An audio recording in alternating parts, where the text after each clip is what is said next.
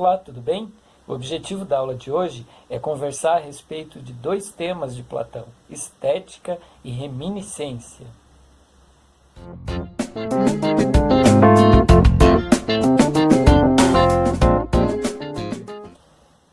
Para começar falando sobre estética e depois mostrar que tem tudo a ver essa discussão com a reminiscência, a gente vai partir aqui de uma condição que é própria da teoria dos dois mundos, e sobre isso, inclusive, se você ainda tem alguma dúvida, você pode clicar aqui em cima, eu vou deixar o link aí também na descrição, para poder, enfim, retomar e ver melhor a respeito desse conteúdo.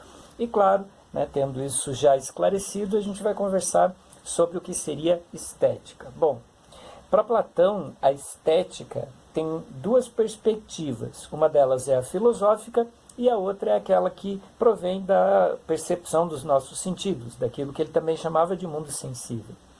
Comecemos pela filosófica, ok? O que vai remeter a toda a teoria depois da reminiscência e que a gente vai aprofundar ainda mais nesse vídeo. A respeito da estética na perspectiva filosófica, há aqui uma percepção e uma busca do que é belo a partir de uma via racional. A via racional supera, portanto, as possibilidades do ver, do ouvir, do tocar e assim por diante. Belo, esteticamente falando, mas pela via do inteligível, do mundo inteligível, é pensar o conceito e é se apropriar deste conceito dentro daquilo que seria um caminho dialético, ou seja, um caminho de busca, ok? Pela via da percepção dos sentidos, aí sim a gente tem um problemão no pensamento do autor. Por quê? Porque aí, se a gente já tem compreensão sobre o quanto a realidade sensível já representa uma espécie de redução, que o autor chama de mímese, da ideia das coisas, uma vez que o conceito é muito maior do que a sua representação material, então, se a realidade sensível já é uma redução daquilo que existe no plano maior e universal, que é o plano das ideias, quando um artista, como por exemplo um pintor, ele procura reproduzir de modo mimético a realidade, na verdade, é como se ele estivesse fazendo uma reprodução de uma realidade que já é uma reprodução das ideias. Portanto, há aqui uma espécie de cópia da cópia. Essa lógica de cópia da cópia se vale na perspectiva da arte grega antiga, que tinha como pressuposto a representação, na busca mais fiel possível da própria realidade. E nessa perspectiva de uma representação, para Platão, há um distanciamento da verdade. Por que a gente se distancia aqui da verdade? Porque observar por meio dos sentidos a realidade já nos distancia de uma reflexão mais profunda, que é o conceito, e se a gente continua nessa observação por meio dos sentidos, mas a gente não mais observa a realidade, mas passa agora a observar a cópia dessa realidade, quer dizer que a gente está ficando cada vez mais distante da possibilidade da realidade propriamente dita. Por isso, Platão condena na sua sociedade ideal, e a gente vai falar bastante sobre essa sociedade ideal quando a gente discutir o tema da política, ele condena a função desses pintores, por exemplo, desses artistas, por exercerem esse tipo de distanciamento das pessoas. E, além disso, ele apresenta uma resistência bastante grande também com os poetas da época. Por quê? Além da poesia narrar eventos que são cotidianos, o que de novo remete agora à verbalização, e à audição por meio da propagação aí desses discursos ou da própria leitura, enfim, qual seja, de uma representação do cotidiano. De novo, o poeta, de algum modo, simplesmente copia por meio do diálogo aquilo que já é uma cópia, sem estabelecer esse salto de se desprender das particularidades percebidas pelos sentidos para chegar naquilo que é universal, naquilo que é a busca do filósofo. Além disso, o poeta ele teria um outro agravante. Ao invés de estimular a reflexão de ordem racional, o poeta ele se valeria principalmente das emoções para estabelecer essa narrativa. E uma vez que a emoção ela faz com que as pessoas tenham reações que não são sempre as mais racionais, né, esperadas, para Platão há mais um problema aí nesse processo, por exemplo, né, de poesia. Para findar, né, pensando nessa perspectiva aí, da estética para Platão, se há uma estética possível, ela é a filosófica a partir de uma reflexão da ideia do belo. E aí, né, se a gente está pensando em toda essa discussão, né, e de todo esse processo da busca filosófica, aí sim se torna imprescindível a gente conversar a respeito de um outro conceito, tal qual, né, foi elencado aí também no início desse vídeo, que é a respeito da reminiscência. Por que falar da reminiscência? Porque aí a gente começa a se questionar. Será que a gente aprende o que é belo? Ou será que a gente já tem em nós uma ideia de beleza? E é por aí que Platão encaminha essa reflexão. A respeito da reminiscência, a gente vai tomar aqui como base para essa conversa a obra Mênon, ok? De Platão, em que Sócrates então dialoga com Mênon, e para estabelecer esse diálogo, né, eu volto àquele problema da estética, né? Então, por exemplo, será que a gente aprende o que é belo, né? Ou será que já há em nós essa ideia de beleza e a gente precisa despertar isso dentro de nós? Bom, sobre essa pergunta, a resposta passa por essa segunda via, que é o da rememoração, ou ainda daquilo que Platão, né, chamou de reminiscência. O que seria reminiscência aqui? Para falar dessa reminiscência, eu me reporto, claro, aos diálogos de Sócrates, ok?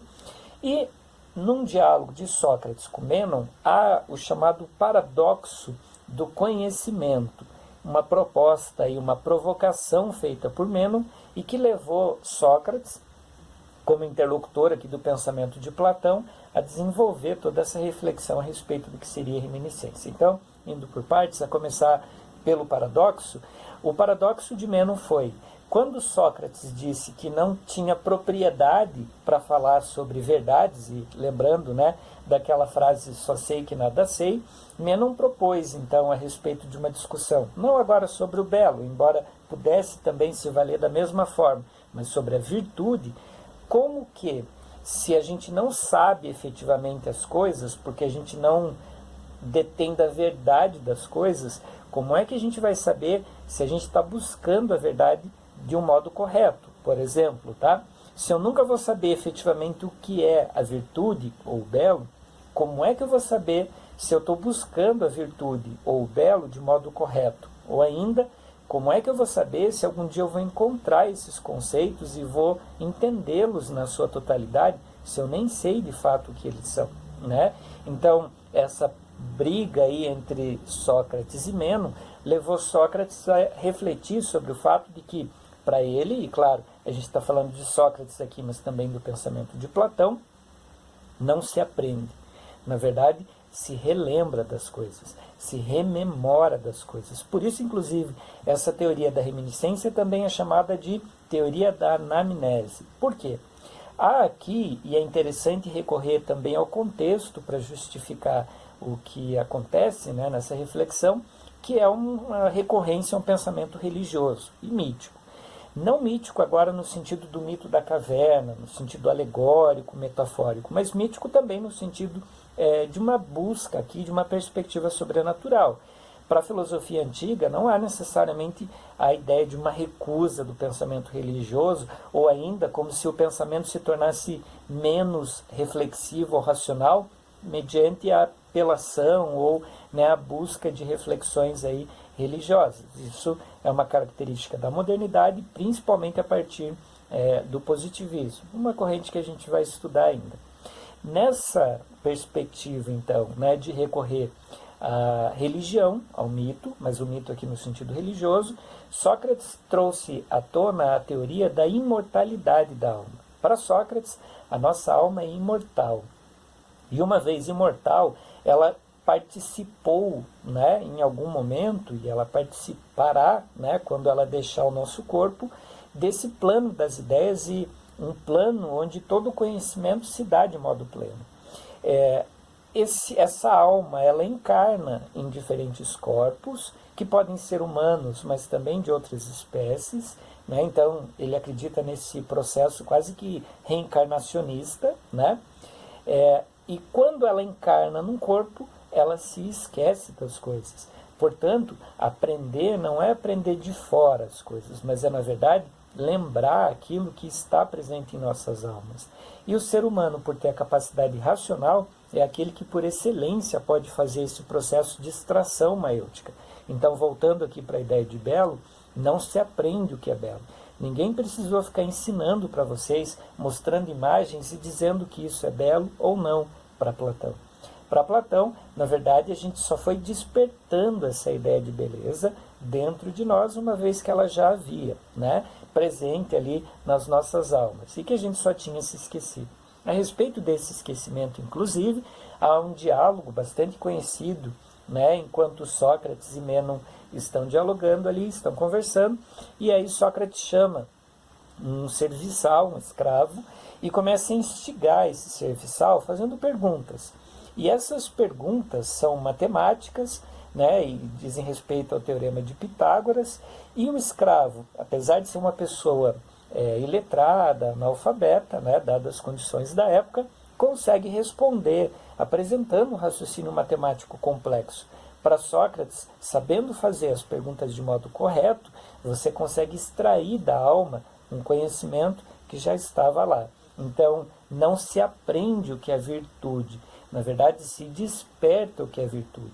E esse despertar, essa reminiscência, esse trazer da alma, né, diz respeito à forma como Platão concebe também o conhecimento. Então, é uma maiêutica, lembram? A ideia de tirar de dentro de si, mas é também uma justificativa de onde estava dentro de nós esse conhecimento todo. Na verdade, na nossa alma.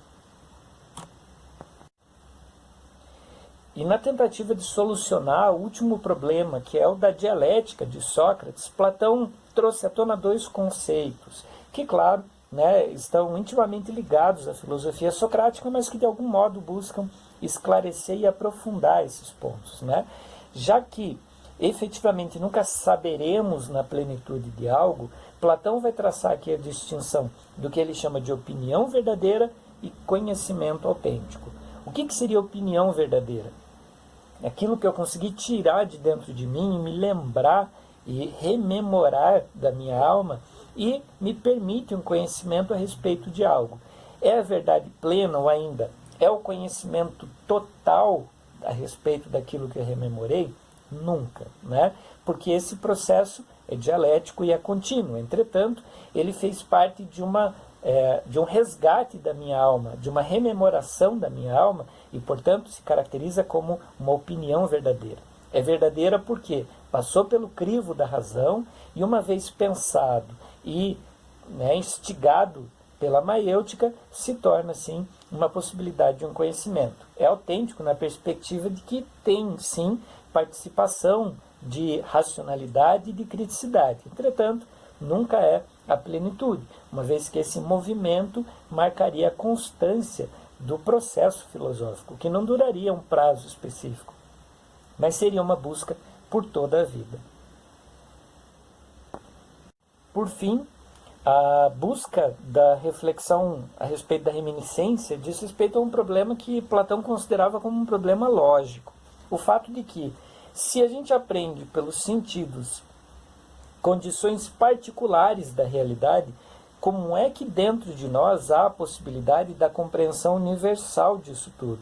Quando que acontece essa espécie de salto de particularidades à universalidade?